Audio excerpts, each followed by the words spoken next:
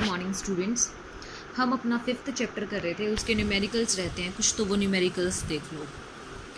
कुछ न्यूमेरिकल्स मैं करवा दूंगी, कुछ आप ट्राई करा लेना, फिर अगर कोई प्रॉब्लम हो तो मुझे बता देना।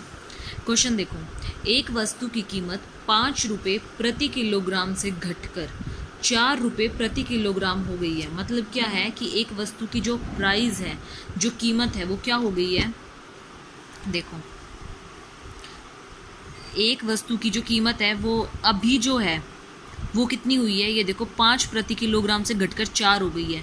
तो पहले कितनी थी 5, और अब मैंने P1 दिखा दिया इसको, नई वाली को, क्योंकि कुछ डिफरेंस भी तो करना होता है ना हमें, तो इसलिए मैंने क्या दिखा दिया, P1 दिखा दिया इसको।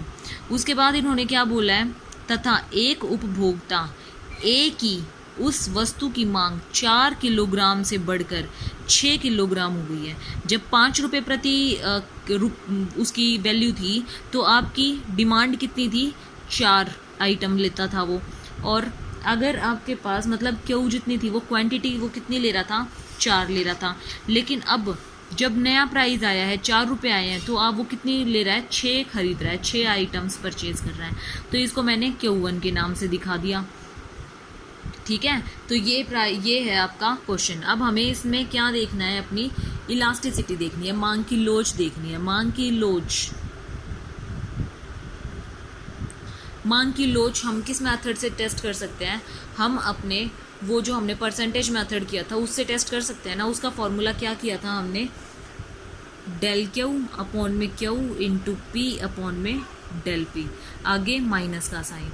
तो ये देखो, हमारे पास डेल क्यू का फॉर्मूला क्या था, Q1 minus q. Del p का फॉर्मूला क्या था, P1 माइनस पी। तो यहाँ पे क्या आ जाएगा, डेल क्यू निकालो पहले। Q1 कितना है, 6, और Q कितना है, 4, तो 2 आ गया। और डेल पी कितना आ जाएगा, P1 कितना है, 4, और P कितना है, 5, तो -1 आ जाएगा। अब पुट करो इसमें, -1 इस वाली इक्वेशन में पुट करो, सॉरी माइनस का sign as it is. Del q कितना आया है हमारे पास, 2 अपॉन में क्यू कितना है हमारे पास, 4, तो 4 आ गया, मल्टीप्लाई। पी कितना है हमारे पास, 5, तो ऊपर 5 आ गया। डेल पी कितना है, -1, माइनस कैंसिल हो गया। 2 1 जा 2, 2 2 जा 4, क्या आ गया हमारे पास, 5/2। अगर इसको डिवाइड करोगे तो क्या आएगा, 2.5। ये 2.5 आ गया। अब हमने 5 डिग्री पढ़ी थी, 5 डिग्री में से जब हमारे पास 2.5 आ जाता है, तो ये कौन सी डिग्री के अंदर एग्जिस्ट करेगा, ग्रेटर देन 1 के अंदर एग्जिस्ट करेगा। ग्रेटर देन 1 के अंदर एग्जिस्ट करेगा, मतलब इलास्टिसिटी इज ग्रेटर देन 1। अगर हम इसकी इस टर्म्स में बोले, तो न्यूमेरिक टर्म्स में बोले, तो ये किस में एग्जिस्ट करेगा, आपकी ग्रेटर देन 1 में एग्जिस्ट करेगा। उसके बाद इन्होंने क्या कह रखा है, अगर सपोज करो कि इसकी जो हमारी क्वांटिटी है ना, ये क्वांटिटी चेंज ना हो, सेम ऐसे ही रहे, मतलब ऐसे का ऐसा ही रहे ये बाद में भी, तो हमारा क्या आ जाएगा, मतलब ये क्या हो जाएगा, पूर्णतया इनइलास्टिक हो जाएगा। क्यों, क्योंकि जब हमारे प्राइस घट रहे हैं, बढ़ रहे हैं, तो इसकी क्वांटिटी के ऊपर कोई फ़र्क नहीं पड़ रहा है। ये कह रहा है कि अगर आपकी प्राइस P पे 5 पे भी आपकी कितनी बिके, 6 बिके, और नए प्राइस पे P1 पे 4 पे भी आपकी कितनी बिके, 6 बिके, तो क्या इनमें कोई डिफरेंस है, नहीं है। तो इसलिए ये कौन सी डिग्री के अंदर एग्जिस्ट करेगा, ये आपकी पूर्णतया बेलोचदार के अंदर एग्जिस्ट करेगा, बेलोचदार। क्यों, क्योंकि इसमें तो कोई चेंज ही नहीं आ रहा है। ठीक है, ये थी आपकी फर्स्ट इलस्ट्रेशन। अब देखिए आपकी सेकेंड इलस्ट्रेशन। सेकेंड इलस्ट्रेशन में क्या कहता है, ये सेकेंड इलस्ट्रेशन में ये कहता है,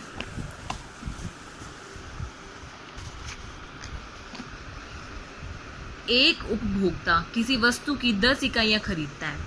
एक उपभोक्ता है, एक बायर है, जो सामान खरीद रहा है, वो 10 इकाइयाँ खरीदता है। जब उसकी कीमत 5 रुपये प्रति इकाई थी, मतलब अगर किसी एक सेब की कीमत 5 रुपये है, तो आप 10 सेब खरीद रहे हैं। और जब उस वस्तु की कीमत 4 हो जाती है, तो आप कितने खरीद रहे हैं, 12 सेब खरीद रहे हैं। तो इन्होंने क्या बोला है, मांग की लोच ज्ञात करनी है। तो वो लोच हम कैसे, इसी मेथड से ज्ञात करेंगे। क्या कह रहा है वो सेकंड क्वेश्चन में, जब हमारे पास प्राइस 5 था, तब आपकी क्वांटिटी कितनी थी, 10 थी। और जब आपका प्राइस कितना हुआ, 4 हुआ, तो आपकी क्वांटिटी कितनी हुई, 12 हो गई। तो हमें ये बताओ कि इसकी इलास्टिसिटी क्या आई। तो वही इलास्टिसिटी का फॉर्मूला क्या होता है आपके पास, डेल क्यू, माइनस का साइन आगे, अपॉन में क्यू इंटू पी अपॉन में डेल पी। तो डेल क्यू क्या आएगा हमारे पास, निकालना पड़ेगा, क्यू वन माइनस क्यू क्या है 12 माइनस 10, 2 आ गया। और डेल पी कितना आएगा, पी वन माइनस पी कितना है, पी वन 4 और 5 हमारा ये है, तो 4 माइनस 5 माइनस 1 आ जाएगा। तो करो सॉल्व, माइनस का sign as it is, e d is equal to del q कितना आया 2, क्यू कितना है हमारे पास 10 मल्टीप्लाई पी कितना है हमारे पास 5 और डेल पी कितना है हमारे पास -1। तो माइनस से माइनस कैंसिल हो गया, 2 1 जा 2, 2 5 जा 10, फिर 5 1 जा 5, 5 1 जा 5, क्या आया हमारे पास 1 आया। तो ये कौन सी डिग्री के अंदर एग्जिस्ट कर रहा है, e d is equal to 1 के अंदर एग्जिस्ट कर रहा है, मतलब यूनिटरी के अंदर एग्जिस्ट कर रहा है। आई समझ में, ये बिल्कुल बहुत ज़्यादा सिंपल क्वेश्चंस है, बहुत ज़्यादा सिंपल, और उसमें से चांस होते हैं कि एक 4 मार्क्स का क्वेश्चन आ जाए आपका। ठीक है, अब देखो नेक्स्ट में क्या कह रहा है वो, नेक्स्ट क्वेश्चन में कह रहा है जब आपके पास एक वस्तु की कीमत 4 रुपये प्रति इकाई होने पर अगर उपभोक्ता उसकी 50 इकाइयाँ खरीदता है और कीमत 50% गिर जाने पर, अब देखो ये डिफरेंस क्या कह रहा है। आप आंसर में नहीं देखेंगे क्योंकि जब आप आंसर में देखोगे तो इसमें कोई और मेथड होगा और आप किसी और मेथड से सॉल्व कर रहे होगे। ठीक है, तो क्या कह रहा है ये, सबसे पहले मैं फिर से दोबारा से बताती हूँ आपको कि हमारी जो एक वस्तु की कीमत, मतलब प्राइस जो था जब 4 रुपये था तो आपकी क्वांटिटी कितनी बिक रही थी, 50 बिक रही थी। ठीक है, अब कीमत 25% घटी है, मतलब P1 जो है वो 25% घटा है, कम हुआ है। तो आपकी कितनी इकाइयाँ हैं, Q1 कितना है आपके पास 100 यूनिट्स का है। तो आपको सबसे पहले तो ये निकालना पड़ेगा कि 25% होता कितना है। 25% को हटाएंगे तो हम क्या लग जाएगा, 100 लग जाएगा। 25 1 जा 25, 25 4 जा 1, क्या आ गया 1/4 आ गया। अब आप अपने P का 1/4 निकालोगे। P का 1/4 कैसे निकालोगे, P माइनस P का 1/4, तो P माइनस 1/4 मतलब 4 इंटू 1/4, P यही है ना आपका, 4 से 4 कैंसिल हो गया, P की वैल्यू क्या है 4 माइनस 1, कितनी आई हमारे पास 3 आ गई। तो हमारे पास P1 कितना आया 3 आ गया। आई समझ में बात कि हमारे पास कैसे आया ये, देखो मैं फिर से बताती हूँ। इन्होंने कहा है 25% घट रहा है, 25% कितना होता है 100 का, 100 रुपये आप एज्यूम करके चलो। एक तो ये मेथड था, एक और मेथड आता है, आप क्या 100 आपका कितना टोटल आपका परसेंटेज जो होता है वो 100 होता है ना, 100 का 25% निकाल लो, कितना होगा 0 से 100 का 25%, सॉरी 4 का 25%, 4 का 25% निकालना है ना, 25% कम हो रहा है। दोबारा से बताती हूँ आपको, 4 का 25% कम हो रहा है ये, तो इसलिए आप क्या करोगे 4 इंटू 25/100, 25 1 जा 4 जा, 4 से 4 कैंसिल होगा 1 आ जाएगा। इसका मतलब क्या है, आपका 1 रुपया घट रहा है, तो आप क्या करोगे P1 is equal to 4 minus 1 3 आ जाएगा। ये एक अलग मेथड है, ये एक अलग मेथड है, दोनों में से आप कोई भी मेथड अडॉप्ट कर सकते हो। ठीक है, तो जब आपके पास 3 रुपये हैं तो आपकी कितनी बिक रही है 100 बिक रही है। तो अभी आप क्या निकालोगे ई डी, सेम वही फॉर्मूला यूज़ करोगे, माइनस डेल क्यू अपॉन में क्यू इंटू पी अपॉन में डेल पी। तो क्या आ जाएगा -1 और डेल क्यू कितना आएगा 50 का, 100 माइनस 50। उसके बाद पी कितना आएगा, क्यू कितना है 50, पी कितना है आपके पास सिंपल पी 4, डेल पी कितना आएगा 3 माइनस 4, तो -1 आ जाएगा। माइनस से माइनस कैंसिल हो गया, 50 से 50 कैंसिल हो गया, 4 आ गया आपके पास। तो ये जो 4 है ये कौन सी डिग्री के अंदर एग्जिस्ट करता है, ई डी ग्रेटर देन 1 के अंदर एग्जिस्ट करता है, कि ये आपका इकाई से अधिक है। ठीक है, ये था आपका कुछ क्वेश्चंस। अब आपका एक और क्वेश्चन है, अलग टाइप का है थोड़ा, वो बताती हूँ।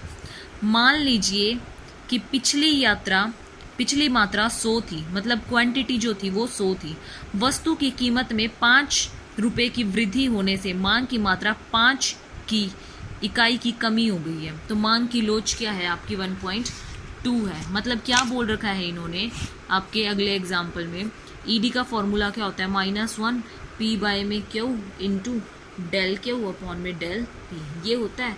हमें इन्होंने क्या बोल रखा है, पिछली मात्रा 100 थी, मतलब हमारे पास क्यू जो था वो था 100। और दूसरी चीज़ इन्होंने क्या बोली है, कीमत में 5 रुपए की वृद्धि होने से मात्रा में 5 इकाई की कमी हुई है, मतलब डेल पी, मात्रा में कमी हुई है ना, मतलब डेल पी कितना आ गया, 5 आ गया हमारे पास। सिंपल क्यू आ गया, डेल पी आ गया। अब हमें क्या चाहिए, डेल क्यू आया है, ये हमारा डेल क्यू। अब हमारी कीमत में क्या हुई है, 5 रुपए की वृद्धि हुई है। वस्तु की कीमत में ₹5 की वृद्धि होने से मात्रा में 5 इकाइयों की कमी हो गई है, 5 इकाइयों की कमी। और ईडी हमें दे रखा है 1.2। तो आपकी डेल पी कितना आया है, डेल पी कितना आएगा आपका, आपके पास आपका डेल पी जो है वो भी आपका 5 आया है, क्योंकि 5 में वृद्धि हुई है ना ₹5 की, तो जो डिफरेंस है वो 5 रुपये का आया है ना। तो करो पुट इसमें 1.2 माइनस का साइन आगे आता है, जो -1 गलती से लगा दिया।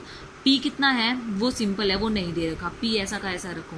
क्यू आपको दे रखा है 100, डेल क्यू आपने निकाला 5, डेल पी आपने निकाला 5, तो क्या करा, 5 1 जा 5, 5 2 जा 0, तो क्या आई 1.2 को अगर हटाओगे 0.10 आ जाएगा, माइनस पी अपॉन में 25 जा 100, क्रॉस मल्टीप्लाई कर दो, क्या आया 1200 is equal to 10 p, minus का 1 0 से 1 0 कैंसिल हो जाएगी, पी की वैल्यू क्या आएगी 120। तो पहले प्राइस कितना था आपके पास पहले प्राइस में और अब वाले प्राइस में 5 रुपए का फ़र्क था, और अभी जो आपके पास प्राइस आया है वो 120 आया है। तो इसका मतलब पहले जो प्राइस होगा वो आपके पास, पहले का प्राइस कितना होगा, 115 रुपये होगा आपके पास प्राइस। आई समझ में बात। तो ये एक थोड़ा नया क्वेश्चन था, वो भी देख लेना। अब आप अपने क्वेश्चंस खुद ट्राई करना, अगर आपको कोई भी प्रॉब्लम होती है तो आप मेरे पास भेज देना, मैं क्वेश्चन सॉल्व करा दूंगी आपका। थैंक यू स्टूडेंट्स, आज के लिए इतना ही काफ़ी। कल से हम अपना 6th चैप्टर शुरू करेंगे और परसों आपका इस 5th चैप्टर का टेस्ट है। परसों आपका थर्सडे को 5th चैप्टर का टेस्ट है at 10 o'clock। Thank you students, ready रहना।